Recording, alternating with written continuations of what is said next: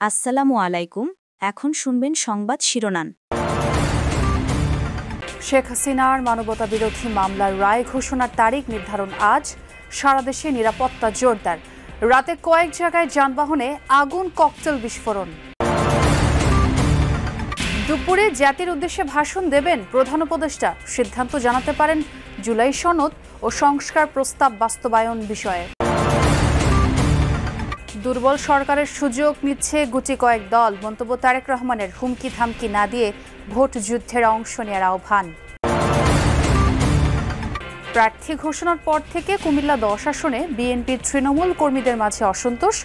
বিতর্ক পাশ কাটিয়ে স্বচ্ছ ভাবমূর্তির কান্ডারির দাবি।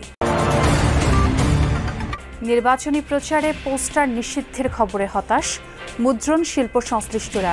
ফিকে হচ্ছে ক্ষতি পুষিয়ে নেওয়ার স্বপ্ন। চীনের হাসপাতালগুলোতে বেড়েছে বাংলাদেশি রোগীদের সংখ্যা। সেবা দিতে ইংরেজি শিখছেন নার্স ও কর্মীরা। চালু হয়েছে বাংলা রেস্তোরাঁও। আসসালামু আলাইকুম। এতক্ষণ দেখছিলেন সংবাদ শিরোনাম, এখন দেখবেন বিস্তারিত।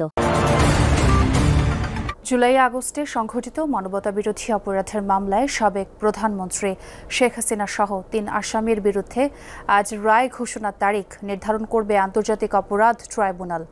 ট্রাইব্যুনাল 1-এর চেয়ারম্যান বিচারপতি মোহাম্মদ গোলাম মুর্তুজা মজুমদারের নেতৃত্বাধীন 3 সদস্যের বিচারিক প্যানেল মামলার রায়ের দিন ঠিক করবেন। শেখ হাসিনা ছাড়া অন্য আসামিরা হলেন সাবেক স্বরাষ্ট্রমন্ত্রী আসাদুজ্জামান খান কামাল ও সাবেক আইজিপি চৌধুরী আবদুল্লাহ আল মামুন। গত 23 অক্টোবর মামলার বিচার কাজ শেষে 3 সদস্যের আন্তর্জাতিক অপরাধ ট্রাইব্যুনাল 1 রায়ের তারিখ জানানোর জন্য আজকের দিন ধার্য করেছিলেন। সেদিন ট্রাইব্যুনাল জানায় রায়ের এই তারিখ হবে অল্প সময়ের মধ্যেই। চৌধুরী আবদুল্লাহ আল মামুন এই মামলায় রাজসাক্ষী হিসেবে জবানবন্দি দিয়েছেন। শেখ হাসিনা ও আসাদুজ্জামান খান পলাতক এবং চৌধুরী মামুন কারাগারে রয়েছেন। এদিকে শেখ হাসিনার মামলার রায়ের তারিখ ঘোষণাকে কেন্দ্র করে সুপ্রিম কোর্ট সেনা সদরে চিঠি পাঠানোর পর থেকে সুপ্রিম কোর্ট ও ট্রাইব্যুনাল এলাকায় সেনা মোতায়েন করা হয়েছে আর সতর্ক অবস্থানে রয়েছে আইন শৃঙ্খলা বাহিনীও। রাতের রাজধানীর কয়েকটি স্থানে ঘটেছে নাশকতার ঘটনা।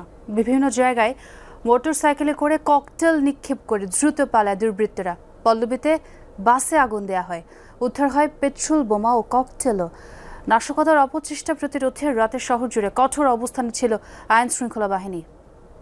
রাত 12টা রাজধানীর পল্লবীতে সড়কে পার্কিং করা অবস্থায় ট্রাস্ট ট্রান্সপোর্ট সার্ভিসের এই বাসে আগুন দেয় দুর্বৃত্তরা।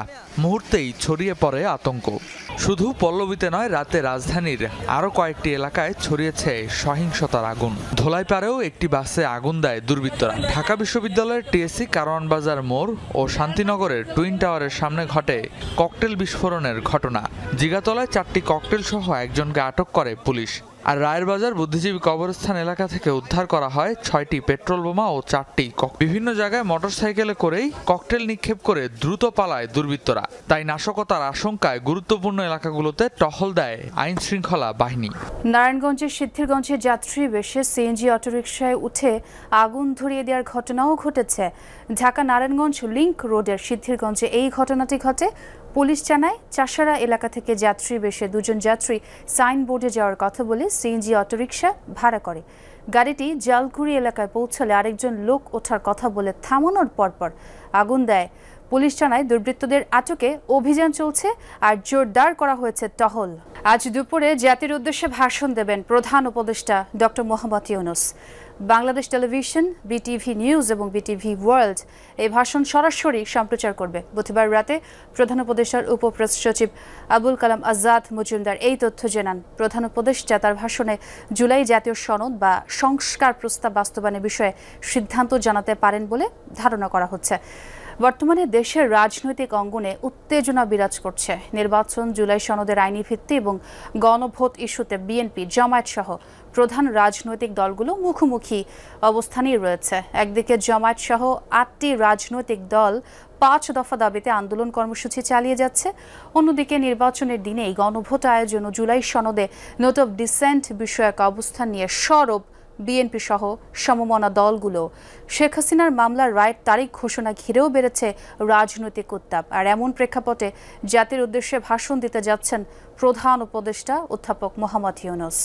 দুর্বল সরকারকে কোনো হুমকি ধামকি না দিয়ে ফেব্রুয়ারিতে ভোটের মাঠে জনগণের মুখোমুখি হওয়ার আহ্বান জানিয়েছেন বিএনপি ভারপ্রাপ্ত চেয়ারম্যান তারেক রহমান। বুধবার বিপ্লব ও সংহতি দিবস উপলক্ষে এক আলোচনায় ভার্চুয়ালি যুক্ত হয়ে কথা বলেন তিনি। তারেক রহমান আরও বলেন, কোনো রাজনৈতিক দল নানা শর্ত দিয়ে নির্বাচনকে বাধাগ্রস্ত করতে চায়। গণভোটের আড়ালে পতিত পরাজিত ফ্যাসিবাদীদের পুনর্বাসনের সুযোগ করে দেয়া হচ্ছে কিনা সে প্রশ্নও রাখেন তিনি। আহ্বান জানান পরিস্থিতি ঘোলাটে না করার। বিভিন্ন শর্ত দিয়ে জাতীয় নির্বাচন অনুষ্ঠান বাধা সৃষ্টি করতে চাইছে একটি রাজনৈতিক দল। অন্তর্বর্তীকালীন সরকারের দুর্বলতার সুযোগ নিয়ে কার্যত গণতান্ত্রিকামী জনগণের রাজনৈতিক অধিকার প্রতিষ্ঠার বিরুদ্ধেই মনে হয় অবস্থান নিচ্ছে বা নিয়েছে। হুমকি ধামকি না দিয়ে আগামী ফেব্রুয়ারি মাসে জনগণের মুখোমুখি হই আমরা, চলুন। জাতীয় সংসদ নির্বাচনে পোস্টার ব্যবহার বন্ধের খবরে একেবারে হতাশ মুদ্রণ শিল্প মালিকরা। এখাতে বাড়তি বিনিয়োগ নিয়েও দুশ্চিন্তায় তারা। বলছেন, এমনিতেই মন্দা চলছে প্রেস ব্যবসায়। আশা ছিল নির্বাচনী বছরে ক্ষতি পুষিয়ে নিতে পারবেন, তবে নির্বাচন কমিশনের ঘোষণায় সেই আশায় ঘুরে বালি। পোস্টার ছাপানোর কাজ না পেলে বড় ধরনের ক্ষতির মুখে পড়বে মুদ্রণ শিল্প। যে কোনো নির্বাচনে অন্যতম অনুষঙ্গ পোস্টার। ঐতিহ্যগতভাবেই নির্বাচনী প্রচারে ব্যবহার করা হয় পোস্টার। এর মাধ্যমে ভোটের মাঠে নিজের উপস্থিতি জানান দেন প্রার্থীরা। তবে ত্রয়োদশ জাতীয় সংসদ নির্বাচনে ব্যবহার করা যাবে না পোস্টার। নির্বাচন কমিশনের এমন সিদ্ধান্তে হতাশ মুদ্রণ শিল্পের ব্যবসায়ীরা। বাংলাদেশি রোগীদের সেবা দিতে ইংরেজি শিখছেন চীনের নার্স ও হাসপাতাল কর্মীরা। এর মধ্যে চালু হয়েছে বাংলাদেশি খাবারের বেশ কিছু হোটেলও। দেশটির বিশেষজ্ঞ চিকিৎসকরা বলছেন, ক্যান্সার ও হৃদরোগের মতো জটিল অসুখের পাশাপাশি নিয়মিত চেক আপেও চীনের হাসপাতালগুলোয় আসছেন বাংলাদেশিরা। সর্বাধুনিক এবং প্রযুক্তি নির্ভর চিকিৎসার পাশাপাশি সাধারণ ওষুধপত্র নিয়েও বাংলাদেশিরা বেশ সন্তুষ্ট বলে জানান তারা। গুয়াংজু, ঢাকা থেকে বিমানে 3.5 ঘন্টার দূরত্ব। এখানকার এই ফসুন চ্যানচেং হাসপাতালে গত 3 মাসে চিকিৎসা নিয়েছেন 3 শতাধিক বাংলাদেশি। ক্যান্সার থেকে হৃদরোগ কিংবা দুর্ঘটনাজনিত পঙ্গুত্বের শিকার অনেকে এসেছেন ভিনদেশি এই হাসপাতালে। আবার ব্যবসা বা ঘোরাঘুরির জন্য এসেও স্বাস্থ্য পরীক্ষা করিয়েছেন কেউ কেউ। প্রথম প্যাকেজটা হচ্ছে 500 RMB, সেকেন্ড প্যাকেজটা 1280, 1280 RMB, and third package is 2380, something like that. তো আমি প্রথমটাই নেব। আমার হাজব্যান্ড তো সবসময় এখানে ডাক্তার দেখায়, ওনার ইয়াতে বুঝলাম যে এখানে তো ভালো ট্রিটমেন্ট দেয় এবং ওষুধও কম। সেবা নিতে আসা বাংলাদেশিরা বলছিলেন, চিকিৎসক নার্সদের সাথে যোগাযোগে ভাষা একটা বড় বাধা। দোভাষীর মাধ্যমে প্রয়োজনীয় কথাবার্তা সারতে হচ্ছে তাদের।